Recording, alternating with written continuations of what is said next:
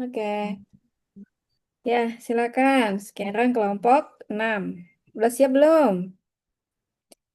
Bu Siap Yunansi Bu, ya. siap Di Bu. LMS sudah ada materinya ya Bapak Ibu ya. Silakan nanti dilihat. Kelompok 6. Nah, sekarang tolong Pak Angga, ada Pak Angga tadi. Nah, Pak Angga silakan memandu acara hari ini ya. Presentasi hari ini. Bisa Oke, boleh Pak Ibu. Angga, mana Pak Angga? Ada Ibu. Ada, oke. Silakan Pak Angga. Oke. Bismillahirrahmanirrahim. Assalamualaikum warahmatullahi wabarakatuh. Waalaikumsalam Waalaikumsalam warahmatullahi warahmatullahi Waalaikumsalam wabarakatuh. wabarakatuh. warahmatullahi wabarakatuh. Selamat siang teman-teman semua. Selamat siang Bu Fitri dan Mbak Yantin selaku dosen IPA Terpadu. Izinkan teman-teman saya memandu acara hari ini di tugas perkuliahan presentasi di IPA Terpadu di kelompok 6. Sebelum memulai kegiatan hari ini, mari kita mengucap basmalah terlebih dahulu. Bismillah. Bismillahirrahmanirrahim. Bismillahirrahmanirrahim. Langsung saja ke agenda utama kami, yaitu presentasi yang akan dibawakan oleh kelompok 6. Silakan Bu Lilis dan rekan-rekan, saya persilahkan. Eh, Terima kasih Pak Angga. Terdengarkah suara saya? Terdengar ya? Terdengar Bu. Jelas. Terdengar Jelas Bu, Bu Lilis. aman. Terdengar jelas. Ini hari ini kami dari kelompok 6. Saya Bu Lilis Kurniawati, Pak Juhan Rolasdi, Pak Muklis Prihartono, dan Bu Nadira Yasinta ingin menyampaikan tentang sumber panas di dalam bumi, karakteristik interior bumi, dan daya apung buoyancy. Untuk pengambilan pertama, saya persilahkan Bu Nadira. Silakan Bu Nadira. Terima kasih Bu Lilis. Baik, untuk slide pertama akan saya jelaskan tentang sumber panas di dalam bumi. Sumber panas. Panas bumi menurut Gehringer dan Loksa tahun 2012 secara konstan dihasilkan oleh bumi dari peluruhan bahan radioaktif di inti bumi. Panas bumi ditransfer dari inti bumi ke permukaan bumi secara konduksi dan konveksi. Pada kerak bumi, gradien suhu panas bumi yang diperoleh biasanya 30 derajat Celcius per kilometer hingga mencapai 150 derajat Celcius per kilometer di daerah panas bumi. Sumber panas bumi umumnya ditemukan di sekitar daerah yang aktif vulkanik, terletak dengan batas-batas lempeng tektonik. Selanjutnya, Bu. Oke, di sini ada model sistem panas bumi dari Todd and Bobok tahun 2017. Kita ambil dari bukunya. Di sebelah kiri ada sistem konduktif. Ciri-ciri utamanya adalah yang pertama, perpindahan panas terjadi secara konduksi, yaitu panas mengalir melalui batuan padat dari sumber panas atau magma ke permukaan. Tidak ada sirkulasi fluida air yang aktif. Terdapat lapisan-lapisan batuan di atas kristalin bedrock, batuan dasar kristalin. Yang keempat, panas dari magma naik perlahan melalui lapisan batuan, menyebabkan konduktif heat flow. Yang terakhir, biasanya ditemukan di daerah non-vulkanik dengan potensi panas bumi yang lebih rendah. Yang di sebelah kanan ada sistem konvektif. Yang pertama, ciri-cirinya adalah perpindahan panas terjadi secara konveksi, artinya ada sirkulasi air panas dalam sistem. Yang kedua, panas dari magmatic intrusion, penyusupan magma memanaskan air di dalam batuan reservoir yang retak. Yang ketiga, air panas naik karena lebih ringan, sementara air dingin dari permukaan turun menggantikan posisinya, terbentuk sirkulasi fluida panas bumi. Yang keempat, ada cap rock, batuan penudung yang kedap air menjaga agar panas dan tekanan tetap terperangkap. Yang terakhir, umumnya ditemukan di daerah vulkanik aktif dengan potensi panas tinggi. Selanjutnya, Bu. Oke, kita akan mengenal geothermal energy. Di bahasa Yunani, in Greek, geo means earth, artinya bumi. Geo itu artinya bumi, dan thermos means heat atau panas. Thermos itu artinya panas. Jadi secara umum, panas bumi adalah sumber energi yang berasal dari panas alamiah dari dalam bumi. Hochstein dalam Encyclopedia of Volcanoes tahun 2000, panas bumi adalah istilah umum yang dideskripsikan sebagai proses transfer panas dari suatu tempat tertentu dalam kerak bumi, di mana proses transfer terjadi dari suatu sumber panas atau heat source atau menuju permukaan. Dalam Undang-Undang Nomor 27 Tahun 2003 menyatakan bahwa energi panas bumi adalah sumber energi panas yang terkandung di dalam air panas, uap air, dan batuan bersama mineral, ikutan dan gas lainnya yang secara genetik semuanya tidak dapat dipisahkan dalam suatu sistem panas bumi dan umumnya pemanfaatannya diperlukan proses penambangan. Panas bumi adalah sumber energi panas yang terkandung di dalam air panas, uap air, serta batuan lainnya tidak dapat dipisahkan dalam suatu sistem panas bumi. Ini adalah UU nomor 21 tahun 2014 yang terbaru. Selanjutnya, oke, di sini ada komponen-komponen penting dari sistem geotermal menurut Suharno tahun 2010. Yang pertama, sumber panas. Jadi, komponen penting dalam sistem geotermal itu adalah sumber panas, adanya sumber panas. Yang kedua, reservoir atau batuan berpori, tempat uap panas terjebak di dalamnya. Yang ketiga, ada cap rock atau lapisan penutup berupa clay cap. Yang keempat, struktur geologi, patahan, rekahan, dan ketidakselarasan. Yang kelima, ada daerah resapan air atau aliran air bawah permukaan. Selanjutnya, oke, energi panas bumi dapat diklasifikasikan berdasarkan sumber panasnya menjadi 5 bagian. Yang pertama, ada energi magma atau magma energi. Yang kedua, ada energi panas batuan kering, hot dry rock. Yang ketiga, ada energi bumi, earth energy.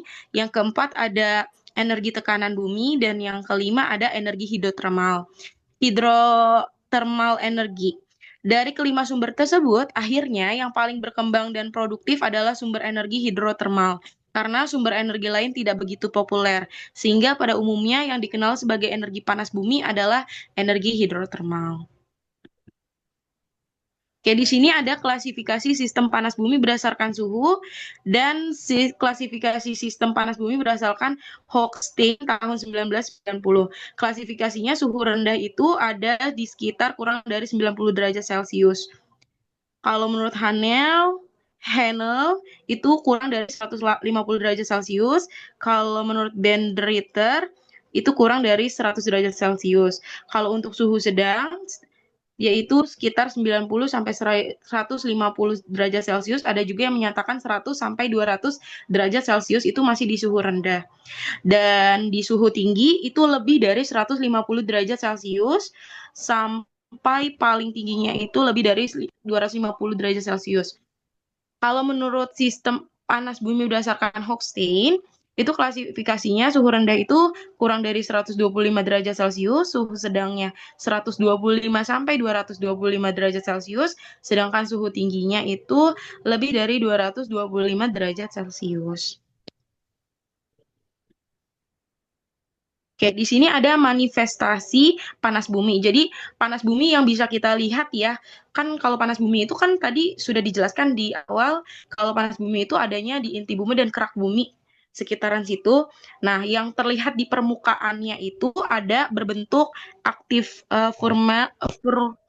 fumarole hot spring atau sumber air panas, ada acid sulfate hot spring, ada rock altered by acid fluids. Nah, itu suhunya sekitar 97 derajat 97,2 derajat Celcius itu yang ada di permukaan ya Bapak Ibu, bukan yang ada di dalam inti bumi, panas buminya itu sangat-sangat tinggi untuk di atas. Oke, selanjutnya akan dilanjutkan oleh Pak Muklis. Baik,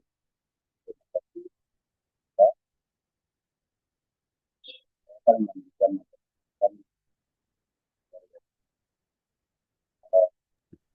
Pak Muklis, videonya dimatiin aja deh, biar kedengeran suaranya.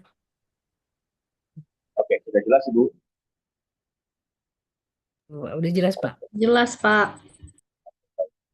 Saya akan melanjutkan pembahasan tentang tentunya pada tentang berdasarkan pada geofisika modern, karena kita tahu banyak dasar. Suaranya masih kurang jelas, Pak. Baik, bentar.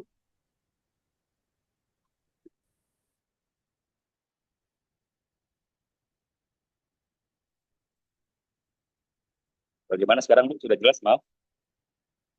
Ya, udah, Pak, udah. Sudah. Sudah terdengar, Ibu? Maaf. Iya, sudah, Pak. Jelas, Pak. Bagaimana sekarang, Ibu? Sudah terdengar? Jelas, Pak.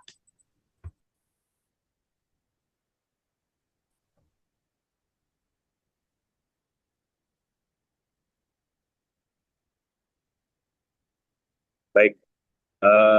Saya ulangi lagi mengenai interior bumi. Bahwasanya interior bumi sendiri akan dibahas berdasarkan metode dari geofisika modern, ya, karena kita tahu banyak perdebatan tentang bagaimana bentuk bumi, jadi banyak pembahasannya. Kita akan mulai dengan bagaimana ukuran bumi. Di sini terkait dengan diameter bumi yang berbeda antara ekuator dan kutub, dikarenakan bentuk bumi memang yang tidak bulat sempurna, ya lebih tepat,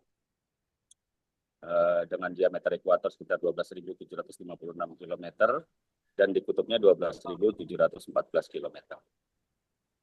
Boleh dilanjutkan, Ibu? Iya, karena Berikutnya. Kayak buat mandi pakai motor. Terus berarti kan yang dua ini nggak kepakai. Slide berikutnya. Ya. Struktur interior bumi sendiri itu pembahasannya didasarkan dari komposisi kimianya dan berdasarkan sifat fisik. Secara komposisi kimia, interior bumi terbagi menjadi 3 bagian utama, yaitu inti bumi atau core, mantel bumi, mantle, dan kerak bumi keras. Lalu pembagian berdasarkan sifat fisik itu terbagi menjadi litosfer, astenosfer, mesosfer, inti luar, dan inti dalam, sebagaimana yang ada ditampilkan di depan. Berikutnya. Pada pembahasan kali ini saya akan membahas tentang bagaimana struktur inti bumi berdasarkan struktur kimianya. Dimulai dari bagian yang paling inti atau bagian paling dalam disebut dengan inner core. Ini merupakan komposisi dari 1,7% massa bumi. Dan di inti terdalamnya bumi itu terdiri dari struktural yang padat.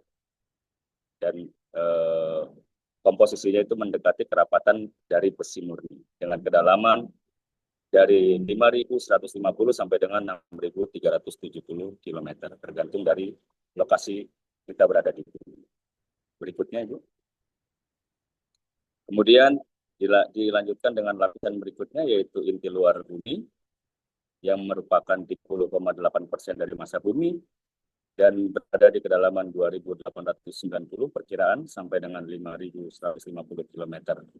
Pada struktur ini terdiri dari fluida konduktif, dan struktur ini berperan penting terhadap kehalusan dari rotasi bumi.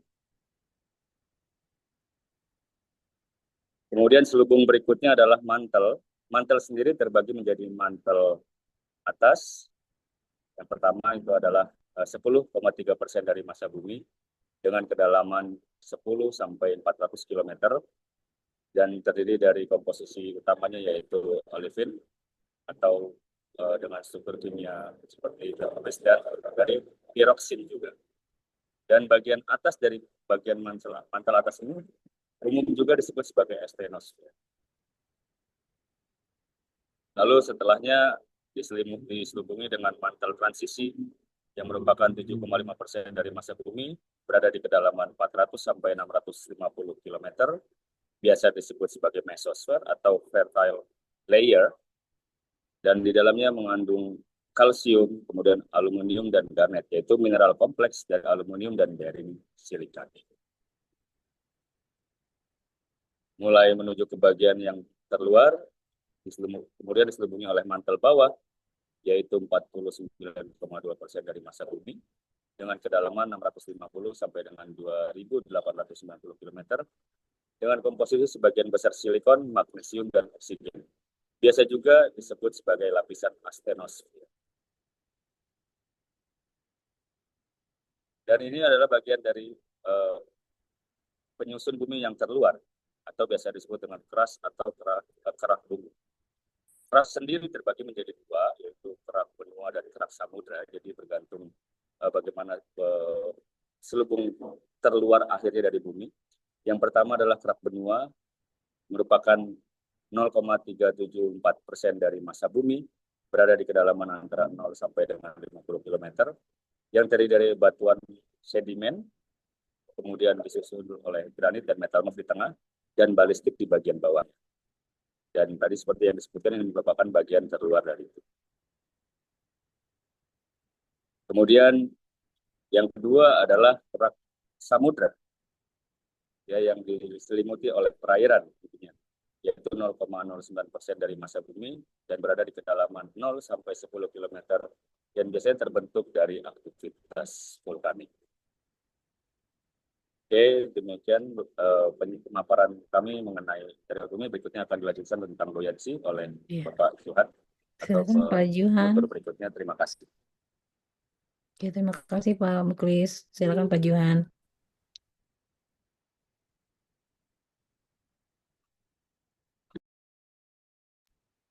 Baik, terima kasih. Saya ingin melanjutkan presentasi untuk kelompok 6, yaitu mengenai buoyancy. Buoyancy atau gaya apung adalah gaya ke atas yang dialami benda ketika berada di dalam fluida atau zat cair maupun gas. Nah, gaya ini disebabkan oleh perbedaan tekanan fluida antara bagian bawah dan bagian atas benda. Next. Nah, konsep dasar gaya apung yang pertama adalah fluida memberikan tekanan ke segala arah. Yang kedua, tekanan fluida bertambah seiring dengan kedalaman.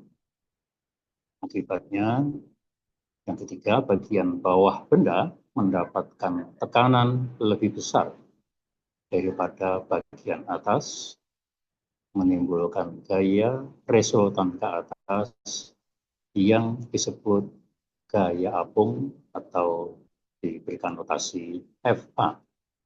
Next. Nah, dalam gaya apung ini berlaku hukum Archimedes yang menyatakan bahwa suatu benda yang dicelupkan ke dalam fluida akan mengalami gaya ke atas yang besarnya sama dengan berat fluida yang dipindahkan oleh benda tersebut.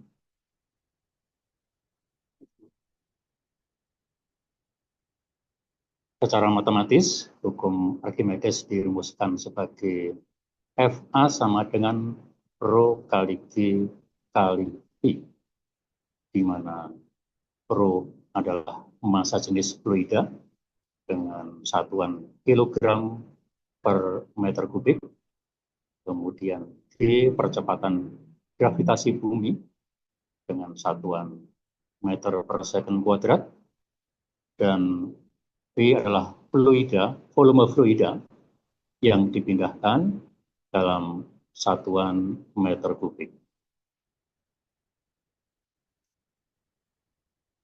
Nah, kalau diilustrasikan, hukum Archimedes adalah contoh sebuah balok kayu yang terapung di dalam air.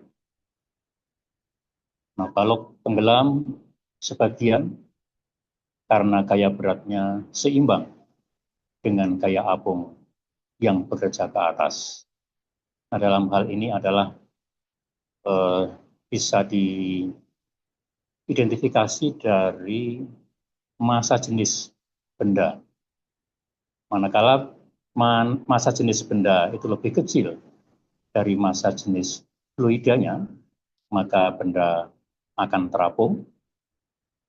Jika massa jenis benda lebih besar daripada massa jenis fluida, maka benda akan tenggelam. Dan jika massa jenis benda sama dengan massa jenis fluidanya, maka benda akan melayang. Next. Nah, kondisi benda dalam fluida tadi sudah jelaskan pula ya. Kalau terapung, rho benda lebih kecil dari rho fluida. Benda melayang, rho benda sama dengan rho fluida, dan benda tenggelam, rho benda lebih besar dari rho fluida. Next, Bu. Nah, penerapan Biansi dalam kehidupan. Yang pertama, kapal laut dapat terapung karena bentuk lambungnya memindahkan volume air yang cukup besar. Kemudian ada balon udara naik karena udara panas di dalamnya lebih ringan dari udara yang ada di luar. Dalam hal ini massa jenisnya itu lebih rendah. Kemudian contoh ketiga ada submarin yang ada di dalam kapal, itu mengatur daya apung dengan mengatur volume air dalam tangki balasnya. Next, Bu. Nah, kalau baik. Ini nanti dam saya, Pak. Oh Terima ya, baik, kasih. terima kasih. Dilanjutkan oleh Bu Lilis. Terima kasih. Terima kasih, Pak. Ini saya ingin menghubungkan antara tentang bumi, sumber panas bumi, dan buoyancy. Daya apung atau buoyancy dalam prinsip geotermal. Daya apung atau gaya apung adalah gaya ke atas yang dialami oleh suatu benda yang tenggelam sebagian atau seluruhnya dalam fluida, bisa dalam bentuk cairan atau gas. Dalam konteks geologi, daya apung sangat penting dalam menjelaskan bagaimana kerak bumi mengapung di atas mantel yang lebih padat. Sebuah konsep yang dikenal dengan isostasi. Ini mungkin tadi sudah dijelaskan oleh Pak Johan tentang bagaimana bisa tenggelam dan seluruhnya. Tapi di sini bagaimana hal ini diterapkan dalam geologi bumi. Oke, daya apung atau isostasi disebut juga dengan gaya ke atas yang dirasakan oleh suatu objek yang tenggelam sepenuhnya sebagian dalam fluida. Dalam bidang geologi, konsep daya apung sangat krusial untuk memahami bagaimana kerak bumi mengapung di atas mantel yang lebih padat. Hal ini dikenal dengan isostasi. Tadi sebelumnya sudah dijelaskan oleh Pak Muklis bahwa ada bagian bumi yang bentuknya cair. Nah, ini ternyata ada juga prinsip Archimedes dan isostasi. Archimedes tadi gaya apung bekerja pada suatu objek sama dengan ada gaya yang ke atas yang beratnya sama dengan berat fluida yang dipindahkan. Nah, kemudian ini lapisan litosfer bumi, kerak dan bagian atas mantel yang kaku dianggap mengapung di atas aset stenosfer. Mungkin saya salah tulis di sini ya. Ada haknya. Bagian atas mantel yang lebih plastis dan mampu mengalir. Jadi lebih cair. Lempeng-lempeng yang lebih tebal itu ternyata lebih ringan. Seperti kerak benua yang lebih tebal itu dia lebih lebih densitasnya lebih rendah sehingga memiliki daya apung yang lebih besar dan mengapung lebih tinggi dibandingkan lempeng yang tipis atau seperti kerak samudera. Oke, kemudian ini penerapan daya apung pada lapisan bumi. Ini kita bisa lihat ternyata ketinggian pegunungan itu besar karena dia ringan secara gaya apungnya, maka akarnya juga jadi lebih dalam menjangkau mantel, sehingga memberikan daya apung yang cukup untuk mendukung massa di atasnya. Penurunan atau pengangkatan lempeng saat es dari gletser mencair membuat berat lempeng berkurang sehingga kerak bumi terangkat. Pengangkatan isostatik. Sebaliknya, penambahan sedimen atau es dapat mengakibatkan penurunan isostatik. Subduksi lempeng samudera yang lebih tua dan lebih dingin menjadi lebih kurang mengapung karena dia lebih padat sehingga dapat tenggelam dalam mantel di zona subduksi. Nah, pemanasan yang disebabkan oleh sumber panas bumi mengurangi densitas.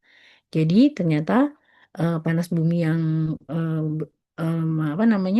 yang ada di dalam mantel di bawah mantel bumi itu memiliki sifat padat dan plastis. Jadi walaupun dia panas, dia panaskan dari suhu dari inti bumi, material itu akan mengalami pemuaian dan massa jenisnya akan berkurang. Material yang lebih panas dan kurang padat menjadi lebih ringan dibandingkan material di sekitarnya yang lebih dingin dan padat. Nah, berkat gaya apung, material yang lebih ringan ini akan terangkat ke atas. Nah, ini akan menyebabkan arus konveksi. Ada perbedaan densitas antara pemanasan. Nah, ini yang bisa menyebabkan terdistribusinya, makanya ada sumber panas yang bisa keluar di permukaan bumi. Sebenarnya kan panas itu asalnya dari bawah bumi. Bahkan ada beberapa sumber yang menyebutkan bahwa panas itu berasal dari eh, inti bumi yang masih sisa dalam pembentukan bumi, bisa juga dari proses nuklir dari bahan-bahan yang ada di radioaktif, aktif, maksudnya dari bahan-bahan yang ada di dalam eh, bumi juga. Nah, kesimpulannya eh, di dalam inti bumi terjadi arus konveksi yang disebabkan karena perbedaan massa jenis lempeng bumi. Inilah yang menyebabkan mekanisme terjadinya sumber panas bumi dan juga ada lempeng tektonik. Demikian presentasi dari kelompok 6. Mungkin ada pertanyaan dari teman-teman. Bagaimana, Bu? Berapa pertanyaan ya, Bu Fitri? Silahkan saja. Oke, silahkan. Ada yang mau bertanya tentang presentasi kelompok 6? Silakan Bapak Ibu, siapa yang ingin menambahkan? Atau ada yang ingin didiskusikan dengan kelompok 6? Mohon izin, Ibu, Ya, saya silakan. Enggak. baik. Terima kasih, Ibu. Mohon izin, Bu Lilis, kalau saya ingin bertanya sedikit begitu terkait dengan pernah membaca gitu, katanya kalau besi itu berasal dari luar angkasa, Bu. Itu bagaimana ya, Ibu ya? Terima kasih. Mohon izin, Bu, Bu, pertanyaannya, Bu ya. yang Mungkin yang untuk pertanyaan 2. yang pertama ketiga ya, 3 pertanyaan. Silakan. Mohon izin menambahkan, paling memberikan contoh itu Bu, kawasan kawah apa panas bumi Bu. Kalau di Bandung itu kan ada 3 lokasi kawah panas buminya, yaitu kawah panas bumi Gunung Wayang, yang kedua Kamojang, dan yang ketiga Tangkuban Perahu. Mungkin untuk berbagai pertimbangan, Tangkuban Perahu itu tidak dijadikan sebagai pembangkit listrik karena statusnya sangat aktif. Berbeda dengan 2 itu, alhamdulillah sudah dimanfaatkan untuk pembangkit listrik. Mungkin itu aja Bu. Kan tadi penjelasan eh, hanya sekitar penjelasan ya, tapi tidak mencontohkan di mana lokasi kawah panas bumi itu. Begitu. Terima kasih. Assalamualaikum warahmatullahi Terima wabarakatuh. kasih Pak Agus, tidak bertanya yang menambahkan. Terima kasih. Iya, silakan. Silakan, ada 2 pertanyaan lagi untuk term pertama, silakan. Tadi Bu Heni.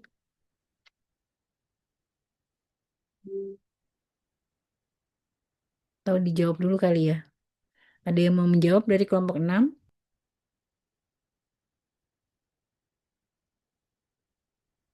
Mungkin saya dulu jawab ya Bu Heni. Ya, Eh, baik Bu Lilis.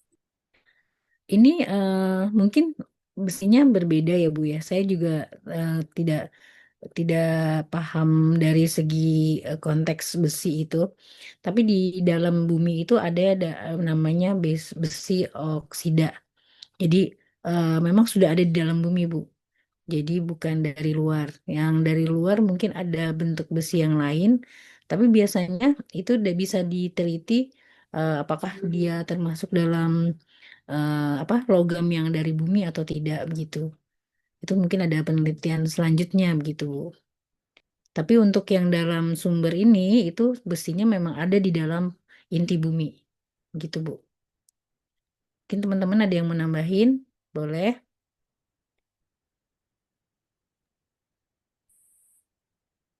Bu Lilis mau nyobain menambahkan. Ya, silakan Bu Rahma. Kan apa kita tahu ya kalau dulu kan bintang itu pernah meledak ya. dan apa Mm-mm. dari luar angkasa. Nah, itu memuntahkan unsur-unsur logam termasuknya besi. Nah, besi ini akhirnya terbentuk awalnya terbentuk dari debu dan gas yang dari luar angkasa kan.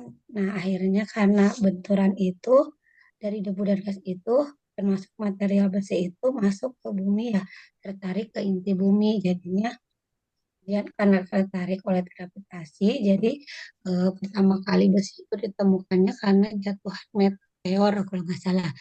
Jadi jatuh kan pernah meteor jatuh ke bumi ya. Jadi dari situ, nah besinya itu apa berupa pecahan dari apa besinya itu masih murni itu jadinya ya. Kalau kalau yang saya tahu gitu dapatnya dari pecahan bintang yang meledak deh, kalau nggak salah. Ya, itu Iya. mungkin ada yang tambahin. Oke. Terima kasih Bu Rahma. Ya, saya perlu belajar banyak kayaknya nanti ya, Bu. Hmm. Ada lagi yang mau ditambahkan? Silakan.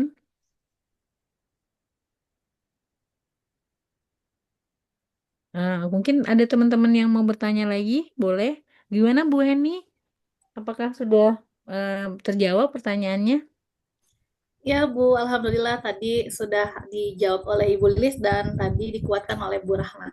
Terima kasih Bu Ibu hebat. Terima kasih Bu. Ada pertanyaan lagi dari teman yang lain mungkin? Bu Lilis, boleh aku lihat presentasi yang sebelum hukum Archimedes, Bu? Oh, oke, sebentar, sebentar. Mau lihat aja, takut saya Iya, salah lihat. iya. Sebentar Bu, bentar ya. Sebentar. Oh, ya. Yang Archimedes ya. Eh, sebelum Archimedes, Nah, Bu, sebentar, ini tentang bumi-bumi. lewat ke, bukan, bukan. Terus mundur, mundur. Pokoknya ada gaya, gaya F gitulah. F Oh iya, oke. gitu. Ini. Mundur dikit. Nah ini nih, secara matematis, F strip A maksudnya apa itu ya? F per apa? Itu Itu cuma itu penamaan, Bu. maksudnya FA. FA Mm-mm. itu gaya apung. Oke, Oh oke. iya kan. F A-nya, A-nya berarti bukan bukan bukan per atau itu ya, Bukan, cuma bukan, enam. bukan, bukan. Ini kan kita Ah, pakai Canva, Bu. Kadang-kadang susah untuk hmm, bikin apa namanya? iya. Apa upper gitu loh. Ya Upper apa? case gitu. F. Ya, upper Oh, atau ya. itu di bawah itu. Pokoknya Harusnya F. biasanya F, A, bawahnya kecil. Ya, ya. Oke. Makasih Iya. Ibu. Hatur Ya, nuhun. sama-sama, Bu.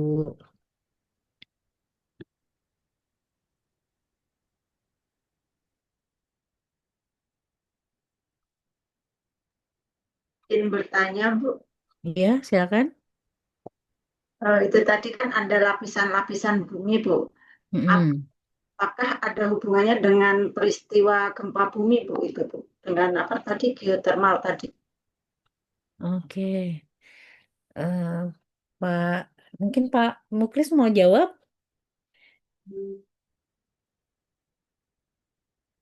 Hmm, Kalau enggak saya coba jawab ya Bu ya.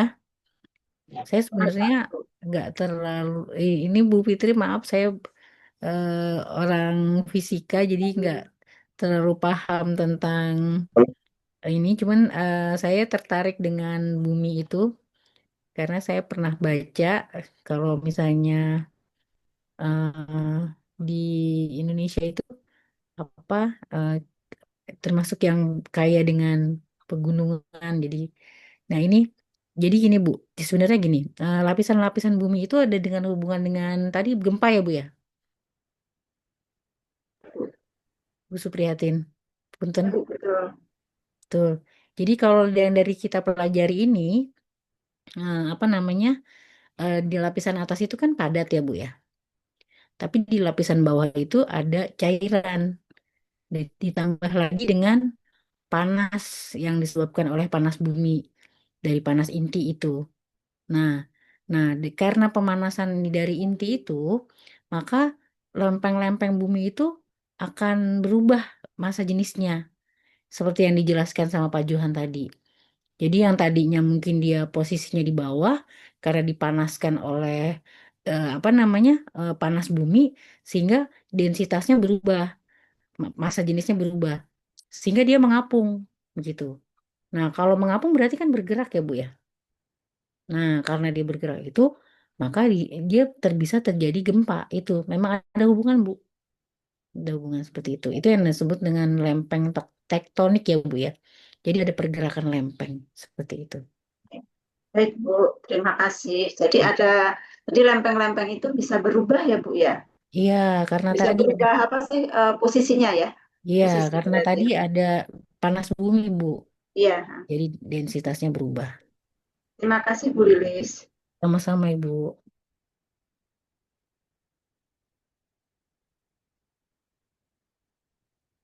Oke.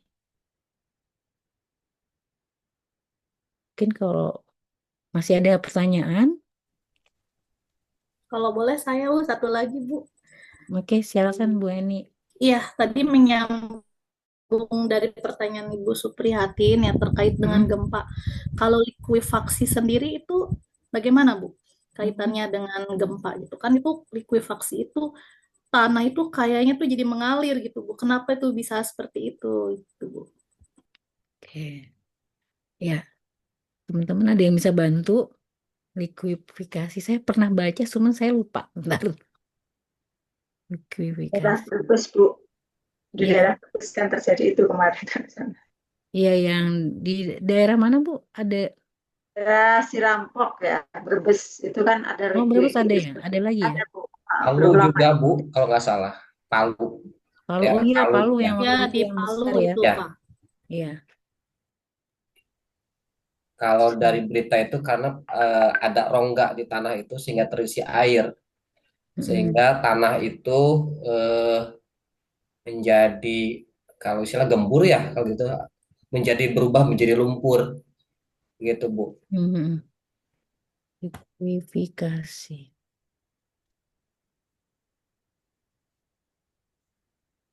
Betul, Pak. Ini kalau di sini sih kayaknya dari tingkat kekakuan tanahnya itu. Tanahnya yang karena goncangan, maka dia akan mengalami pencairan gitu ya, Pak ya. Oke, teman-teman ada yang bantu Bu Nadira atau Pak Juhan atau Pak Muklis silakan. Baik, Ibu ya. Coba saya Oke, silakan Pak jawab ya Bu Muklis. ya. Tadi Iya. mungkin masih masih nyambung dengan struktur dari bumi sendiri. Biasanya kalau kita bicara likuifaksi berarti dia proses tersebut terjadi di berlapisan terluar atau yang kita biasa sebut mungkin umumnya kita sebut tanah ya Bu ya. Nah, itu terjadi biasanya ada beberapa faktor termasuk salah satunya adalah guncangan dari tanah ya efek dari gempa bumi itu sendiri.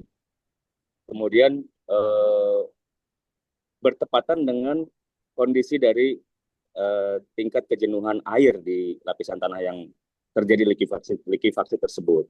Maka dari pergeseran gempa buminya bertepatan dengan tingkat kejenuhan air yang tinggi, maka seolah-olah itu terjadi seperti air mengalir gitu ya. Karena tingkat kejenuhan dari air yang tinggi di lapisan tanah tersebut. Maka momen-momen seperti itu ya terjadi di beberapa tempat yang memang tingkat kejenuhan airnya tinggi. Seperti itu Bu, mungkin dari saya Bu. Oke, terima kasih Pak Muklis. Bagaimana Bu Heni?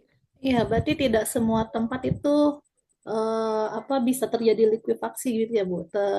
Yang tadi Pak Muklis bilang kan itu biasanya terjadi di daerah yang airnya itu Iya, tidak terjadi di semua tempat, tergantung dari tingkat kejenuhannya. Kita tahu bahwa di beberapa tempat atau di bumi kita sendiri ini tuh struktur tanahnya sendiri berbeda-beda, gitu Bu. Termasuk tingkat kejenuhan airnya di permukaan tanah. Seperti itu. baik. Terima kasih Pak Muklis. Iya. Terima kasih Pak Muklis.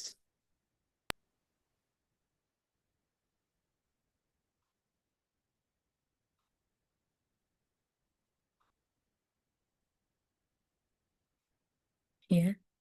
Bagaimana Bu Fitri? Apa masih ada pertanyaan ya teman-teman nih? Kalau Boleh Bu, satu saya Bu. ya silakan. Ini saya Kak ingin menanyakan tentang peristiwa yang lumpur Lapindo itu, Bu. Itu peristiwa apa tuh, Bu? Kira-kira di kejadian itu berdampak apa dari bumi kita itu? Itu peristiwa apa sehingga kan lumpurnya itu sampai sekarang masih terus keluar ya, Bu, ya? Kalau nggak salah. Mm-mm. Sampai Iya. menelan berapa hektar itu kan tidak habis-habis itu. Itu terjadi seperti itu karena peristiwa apa tuh dari bumi itu tuh, Bu? Nah, pertanyaannya susah-susah ini ya. Silakan Bu Nadira mungkin atau Pak Zuhan bisa jawab. Boleh saya jawab, Bu. Silakan. Jadi, kalau dari berbagai sumber yang dicari, kenapa bisa terjadi semburan lumpur kan kita tahu itu kan dibor habis-habisan ya. Nah, kalau versinya itu saat itu dilakukan pengeboran sumur gas oleh PT Lapindo.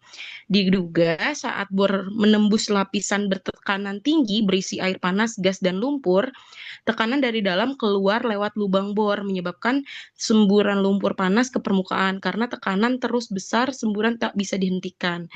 Jadi, itu terjadi karena pengeboran memicu keluarnya fluida panas dari dalam bumi.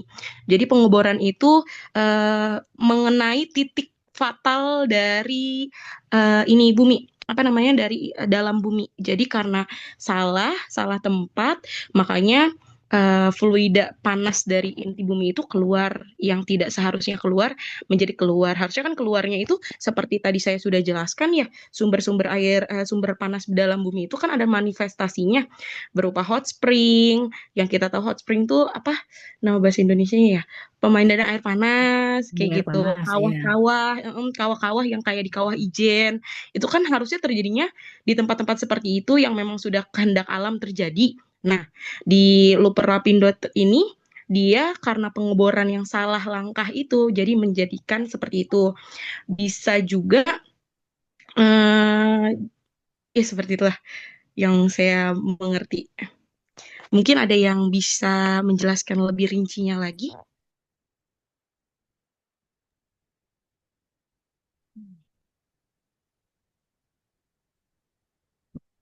Kalau dari eh, beberapa info sih memang seperti itu Bu Nadira. Jadi dia tuh salah tempat gitu. Ada bagian yang harusnya sampai ke bawahnya itu langsung ke gasnya, tapi di situ ada bagian lumpurnya. Jadi harusnya tidak masuk ke situ, tapi ke tempat yang lain. Makanya sebelumnya harusnya kan diperiksa dulu dia mengandung apa. Jadi jangan main ngebor aja gitu. Nah ternyata di situ ada yang lumpur dan ada tekanan tingginya. Itu yang menyebabkan jadinya lumpurnya keluar terus. Nggak hanya terjadi di Indonesia, tapi ada juga terjadi di Meksiko kalau nggak salah ya. Jadi nggak cuma ada di Indonesia kejadian seperti ini. Itu Gitu ya. mengakibatkan uh, bawah buminya kosong atau enggak tuh, Bu? Dengan lumpurnya pindah ke atas itu kan akan menjadi beban berat tuh nantinya, apa bawahnya akan kosong apa gimana Amblas, itu? amblas gitu ya Pak Sabani. Dia amblas bluk gitu kan karena dia begitu berat kan lumpurnya naik pindah ke atas jadi yang bawahnya kosong apa tetap akan terisi dengan lumpur-lumpur yang lain gitu ya. Bisa aja sih Pak, itu memang Bisa eh, ambles ya. iya bisa juga. Itu makanya mungkin tidak ditempati dan tidak dianjurkan untuk tetap bertahan di situ gitu. Atau membangun apa di situ gitu Pak. Saya juga kurang Terima paham kasih, sih Bu. Pak, memang ya. Terima kasih, Bu. Ya, Sepertinya sama-sama. sulit ya Bu ya dihentikan itu. Iya. Iya. Hmm, kayaknya sih udah mulai amblas ya Bu ya. Wah, kalau dilihat dari atas udara itu warnanya tuh udah berubah gitu. Udah jadi kayak apa gitu kan.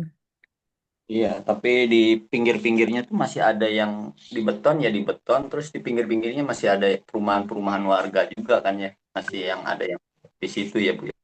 Tapi jauh Nah, Pak, jauh banget. jauh itu ya. Jauh. Mm-mm. Nyata ambles tuh kayak turun gitu kan. Iya, itu Oke, berapa makasih desa Bu. gitu. Ya, sama-sama Pak. Assalamualaikum warahmatullahi wabarakatuh. Waalaikumsalam warahmatullahi wabarakatuh. Waalaikumsalam.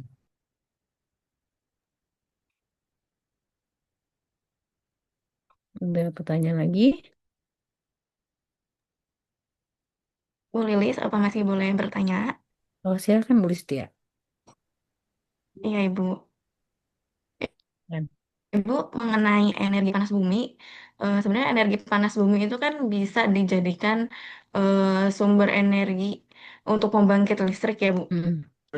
Em, Kemudian kalau energi dari panas bumi ini juga kan sebenarnya bersih, kemudian terbarukan, bisa mengganti energi fosil juga gitu, Bu. Mm-mm. Cuman yang saya pernah lihat ada video dokumenter warga-warga di daerah Flores yang akan dibuat energi geotermal pembangkit listrik ini, mereka menolak, Bu. Padahal kan energi panas bumi ini bersih, kemudian bisa mengurangi kita dari ketergantungan dari fosil gitu, Bu. Kenapa ya mereka menolak? Apakah ada dampak lain dari energi pembangkit listrik energi geotermal ini, Bu? Oke. Terima kasih. Mungkin Itu pertanyaannya Ibu. mungkin dibantu Pak Bu Nadira Boleh, atau Pak boleh. Johan, Ya, Bu. Ya, Bu. silakan. Saya ingin mencoba menjawab pertanyaan tulis bahwa memang sebenarnya banyak potensi dari bumi kita untuk salah satunya pembangkit tenaga listrik seperti tenaga geotermal, kemudian juga panas bumi, gas panas bumi. Di berbagai tempat memang sudah dimanfaatkan, seperti kalau di dataran tinggi Dieng, Banjarnegara itu juga sudah, dan ternyata manfaatnya besar. Nah, barangkali untuk kasus yang di Nusa Tenggara, dan yang tadi tulis katakan, mungkin dari pihak masyarakat itu belum mendapatkan apa ya istilahnya pencerahan ataupun pemahaman dari pemerintah setempat, sehingga dia lebih khawatir begitu ya daripada manfaatnya.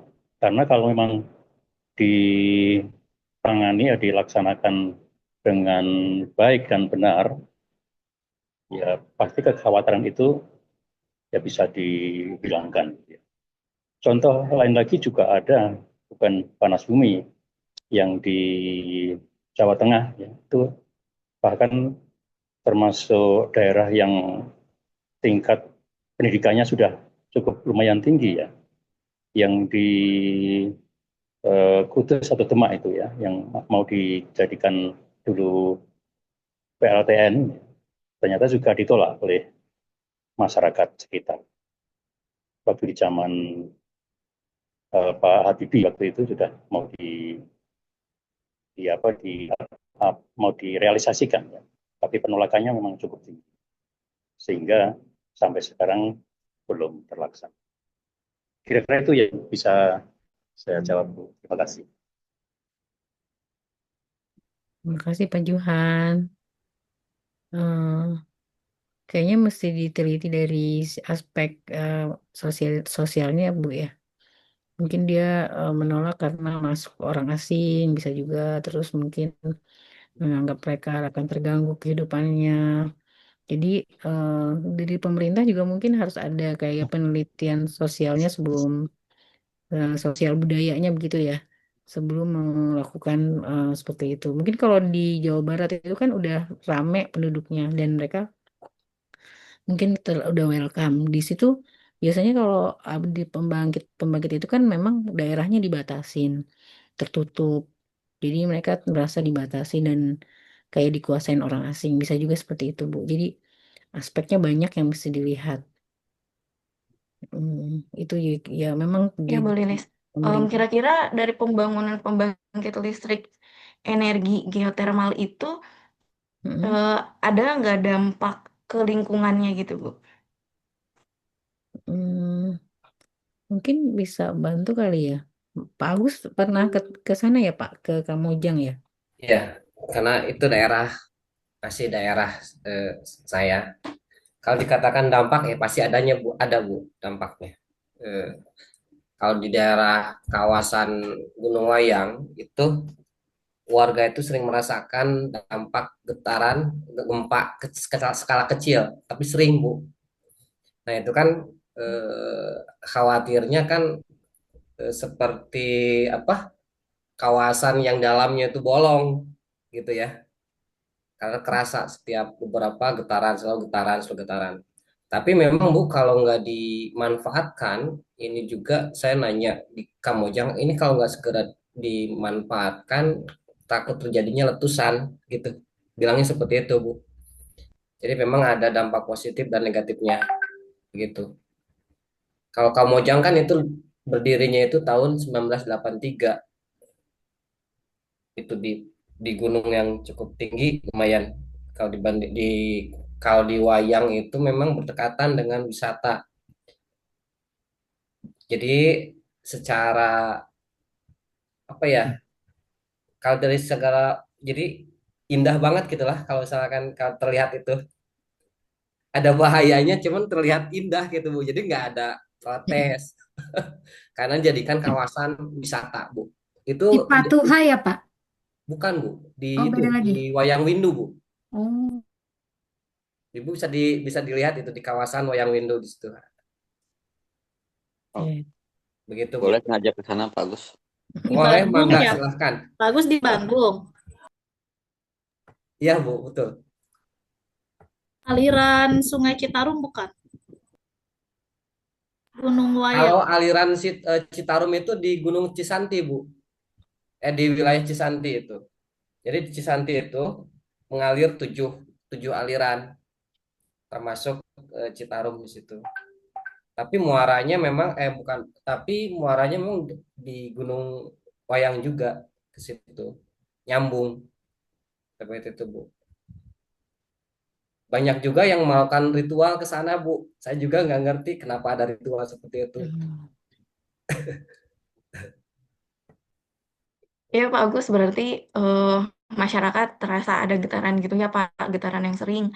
Dan kemungkinan bisa terjadi ledakan gitu ya Pak, karena panas buminya itu tertahan di dalam begitu Pak.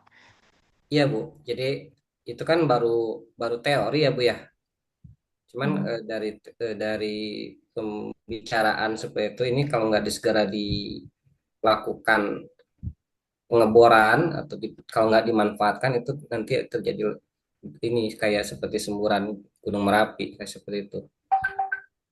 Nah kalau misalkan Gunung Tangkuban Perahu itu kenapa nggak diaktifkan? Karena gunungnya statusnya aktif Bu, begitu. Sekarang itu malah ada mau pembangunan pembangkit listrik tapi sekarang mangkrak. Ya, begitu. Terima kasih Pak Baik Pak Agus. Agus.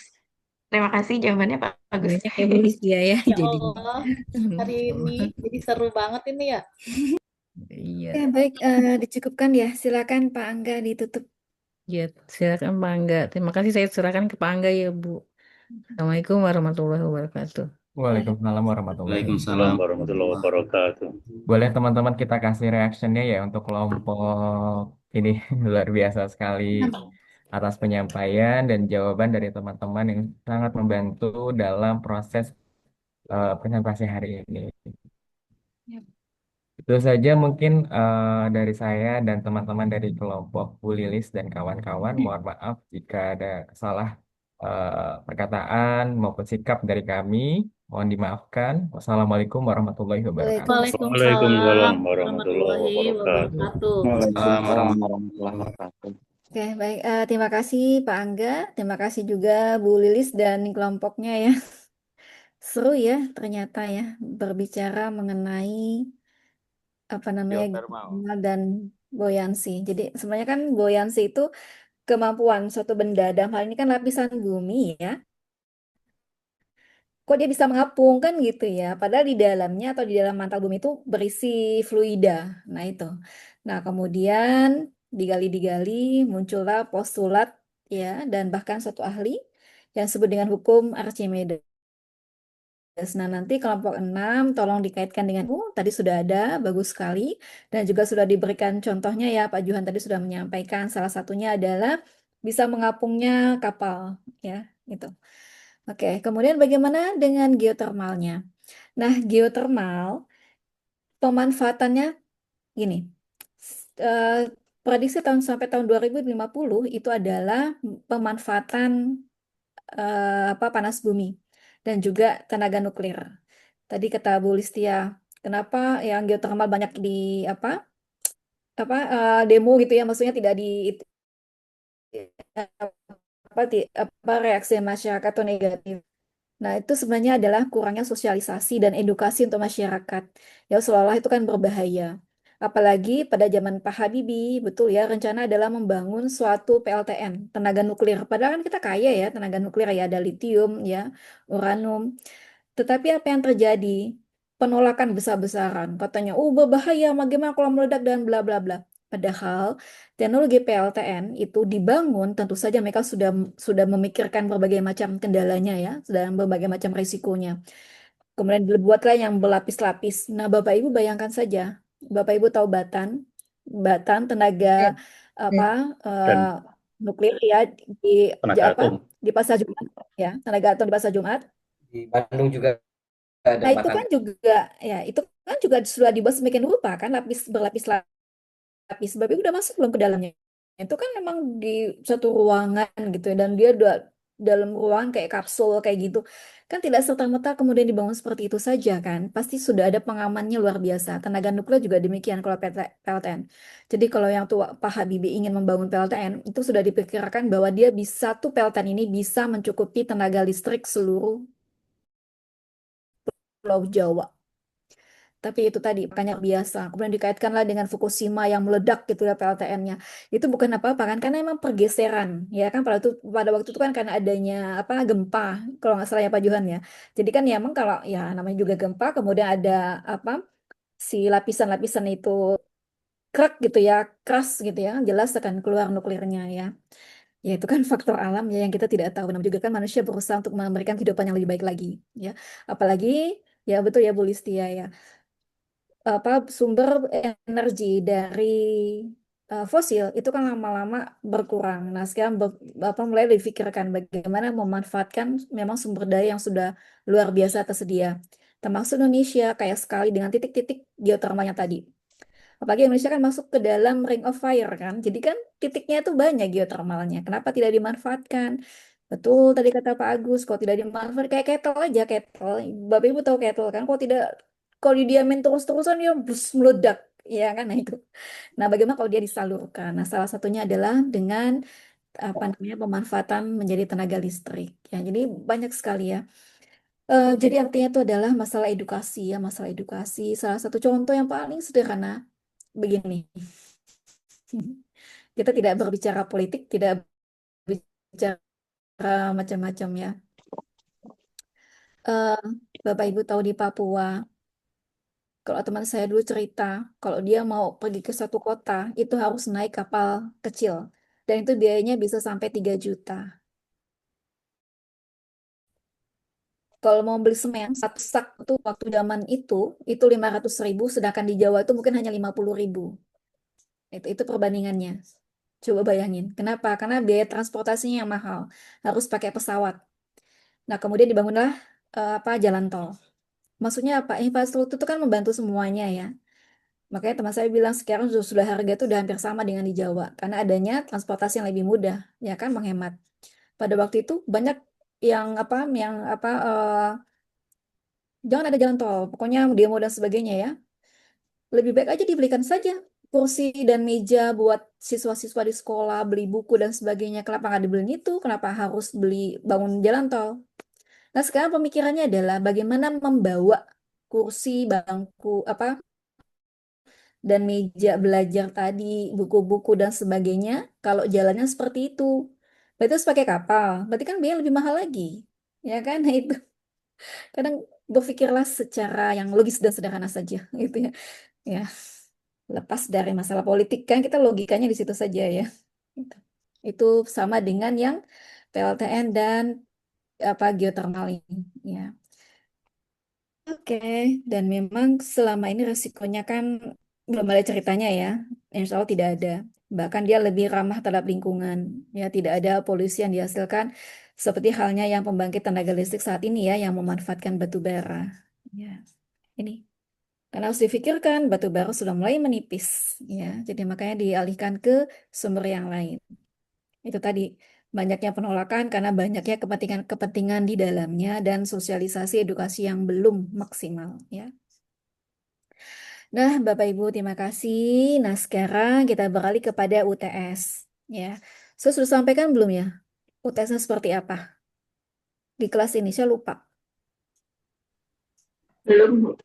Waktu minggu lalu, Ya, Udah Bu izin sedikit. Bu Prof. Ya, gimana coba? Minggu lalu Ibu Profesor bilang mau dikasih soalnya dari hari Senin atau Rabu. sekarang gitu, saya lupa gitu. Bu. Hari Rabu. Oke. Iya. Hari Rabu kalau nggak salah. Ya, berarti Tanggal 27 ya? Senin katanya ya kalau nggak berarti salah. ya. Kan memang dua opsi yang saya berikan ya. Opsi yang 5 kali 24 jam sama yang 1 hari 2,5 jam ya. Oke, berarti Bapak Ibu memilih yang opsi pertama. Oke. Nah, sekarang ini saya tampilkan dulu. Mana ya? Kelihatan nggak? Nah, ini terpadunya. Jadi nanti Bapak Ibu silakan kerjakan. Nanti saya berikan di assignment di pertemuan ke-7. Oke. Kemudian Bapak Ibu kerjakan. Mungkin Senin ya. Senin akan saya berikan. Senin malamnya mungkin ya. Kalau Selasanya belum ada, nanti tolong kabarin. Oke. Nah, ini tolong dikerjakan. Kemudian tolong dikerjakan. Ini mau tulis tangan atau mau diketik? Kemarin sih Minggu kemarin sih dibilang Ibu Prof bilangnya diketik. Ya. Oh, salah ngomong kemarin ya. Pada saat ingin melihat keindahan tulisan Bapak Ibu, salah ya. Iya, iya. Ya, diketik. Ya, diketik daripada saya pusing juga baca tulisannya ya. Nah, diketik Benar, Bu. yang rapi. Kemudian disimpan ke file PDF, save as PDF. Jangan lupa dikasih nama dan NPM. Oke. Nah, Bapak Ibu, eh, boleh nggak Bu contek-contekan? Contekan nggak mungkin ya, karena kan Bapak Ibu jauh-jauhan. Tapi kalau berdiskusi, silahkan lakukan diskusi. Hanya kan kemudian kan bisa menulisnya masing-masingnya dengan gaya bahasanya masing-masing. Jangan sampai yang terjadi adalah filenya sama isinya, hanya namanya saja yang berbeda. Dan lupa diganti NPM-nya. Nah, ini yang bermasalah. Oke, itu berarti cheatingnya itu tidak cantik. Ya, jadi kalau Bapak Ibu mau cheating, maka cantiklah cheatingnya gitu ya. Gitu. Kemudian, saya juga tidak bisa melarang Bapak Ibu menggunakan ChatGPT ya atau AI atau berbagai macam lah itu yang Gemini lah apa-apa. Ya, karena kan sekarang begitu canggih ya. Kan kita tidak bisa memungkiri hal itu ya. Dan itu juga sangat membantu, ya kan? Silahkan Bapak Ibu gunakan itu, tetapi tetap harus ada pemikiran dari Bapak Ibu. Artinya adalah itu kan mesinnya menjawab, tapi tetap harus ada sentuhan manusia. Nanti kalau terbaca itu akan terbaca ada di ChatGPT itu ada kata yang memang menjadi ciri khasnya ChatGPT gitu ya. Jadi kalau Bapak Ibu tidak melakukan editing, maka akan terbaca itu. Oke. Ya, paham ya? Nah, kemudian Ya, nanti Bu. kita mencantumkan referensinya ya. Referensinya dari mana saja, apakah dari buku atau apa atau dari jurnal atau apa, silakan. Oke, atau dari laman web ya silahkan saja. Ya, tapi asal jangan dari blog ya. Kalau blog itu kurang bisa dipercaya ya. Kemudian jangan tulis juga dari ChatGPT akses tanggal itu nggak usah juga ChatGPT-nya dituliskan ya. Oke. Itu. Oke ya Bapak Ibu. Nah, nanti di hari Senin ya akan saya upload di assignment di minggu ke-7. Nah, nanti Bapak Ibu bisa juga menguploadnya di assignment di minggu ke-7 juga. Atau kedua-duanya nanti diuploadnya di minggu ke-8 pada saat pada saat waktu ujian. Bapak Ibu kan ujiannya di hari apa? Di hari Minggu ya? Minggu jam pagi kalau nggak salah ya. Jam 8 sampai jam 10.30 kalau tidak salah. Betul nggak? Belum lihat, Bu. Oke, belum ya. Nah, itu. Nah, nanti bisa menguploadnya di waktu itu, ya. Ya. Nah, karena sudah kasih waktu 5 kali 24 jam, karena jangan nanti ada yang japri, Ibu, saya belum bisa mengupload. Iya, karena waktunya sudah habis, sudah lewat. Oke? Jangan sampai ya. Baik, Kan Bu. sudah dikasih 5 Baik, kali Bu. 24 jam. Aduh, kurang apa Ya. lagi? Kadang saya tuh bingung ya mau dikasih apa lagi. Kalau saya buka tuh ya, "Oh, silakan Bapak Ibu, saya buka. Saya tunggu, saya buka jam 8 sampai jam 12 siang. Oke, ternyata belum juga diupload. Ya ampun. Logika saya adalah kalau belum ada filenya, belum dikerjakan, berarti memang tidak bisa mengupload. Hmm. Kan jadi saya sujon ya. Jadi makanya saya greget gitu ya. Gitu. Ya. Jadi pastikan Bapak Ibu sudah mengerjakannya, kemudian biar aman, upload juga di minggu ke-7, silakan juga nggak apa-apa. Atau menguploadnya di minggu ke-8-nya saja. Tapi yang pasti mengupload di minggu ke-8 itu wajib hukumnya. Karena nanti di situ TU akan memeriksa siapa saja yang belum. Ya, oke. Ya, oke. Paham? Paham, Bu? Ya, Ibu. Kenapa di minggu ke-7 juga saya persilakan untuk menguploadnya? Takutnya nanti di minggu ke-8 agak susah gitu ya. Ya, kita apa namanya waspada saja, antisipasi saja. Ya, Sekarang minggu ke-7 kan Bu Prof ya? ya minggu ke-7 sekarang, tapi nanti akan saya berikan di hari Senin. Ya, Oke, jangan makasih terlalu ya. rajin juga Pak Kamaludin ya. Oke, Makasih Bu Prof. ya, sama-sama. Nah, sebelumnya Bapak Ibu ada yang ingin ditanyakan lagi? Oke, nah Bapak Ibu saya izin ini untuk ini kelas itu ya, XA ya. Nah, Ya, ini Bu. ya. Betul, Nah, Ibu. kita sekarang sudah kelompok 6 ya. Betul ya, sudah kelompok 6. Ya, kelompok 6 Alhamdulillah. ya, sudah selesai. Oke. Nah, kemudian yang buku, ini kelompok 1 dan 2 sudah oke. Nanti akan saya berikan ya, tapi belum saya revisi apa semuanya. Ini kelompok 8 artinya oke sudah saya terima dan saya sudah menyatakan tidak perlu lagi direvisi. Nanti tinggal direvisi dari saya. Oke, ini kelompok 10. Yang lainnya belum ada berarti ya? Betul? Atau ada yang Betul, terlewat? Bu. Ya, Ya oke. belum. Ya. Oke, berarti nanti tinggal saya tunggu yang belum ya. Oke, makasih Bu Prof. Sama-sama Pak Hmm. Mulis. Ya. Sebelum kita akhiri, ada yang mau ditanyakan Bapak Ibu? Untuk yang di awal, apa ya, jangan dimasukkan ke dalam hati ya. Enggak, Bu, Iya, enggak. Ibu. Ya, Bapak Bu. Siapa Ya, Ibu? Ibu. Maaf banget ya, Bu ya. Kita minta Aja maaf Bu. ya, Bu. Jadi nggak nyaman ya. Malah Bikin udah Ibu lupa. nggak Di nyaman. awal tuh Saya kenapa ya? Di memang awal. telat Bu masuknya Bu. Ya Di awal. awal ada apa, Prof? Gak ada apa-apa Pak, gak ada apa-apa. Iya. Kita Iya. harus Saya nggak dimasukin. ngikutin, Saya juga Prof. nggak Itu tahu Di awal kayak kenapa Prof. ya, Prof? itu kayak Ada apa? emak-emak marahin anaknya kan gitu. Tapi kayaknya Saya nggak baru wajar ya. masuk Ada Bu Prof. ibu-ibu semua, bapak-bapak semua. Kayaknya Pak Heri mau ngajak ngopi kayak. Oh iya, itu udah ngopi duluan. Lu udah ngopi duluan dia Bu emang. Benar. Iya Bu Prof, makasih buat masukannya semua. Biar jadi pelajaran buat kita semua. Iya. Siap, Terima siap. kasih banyak. Saya malah terpana sama Pak Juhan. Pak Juhan tuh pastelnya tuh kalem gitu ya. Tapi ternyata Iya. ilmunya padat loh. Terima kasih, Bu. Prof. Suhu Bu, Pak Juhan. Oh, iya. Iya. Ngopi juga. Bapak Ibu semester 2 ya nih ya? Iya. Ya, Bu. Ya, Ibu. Ya.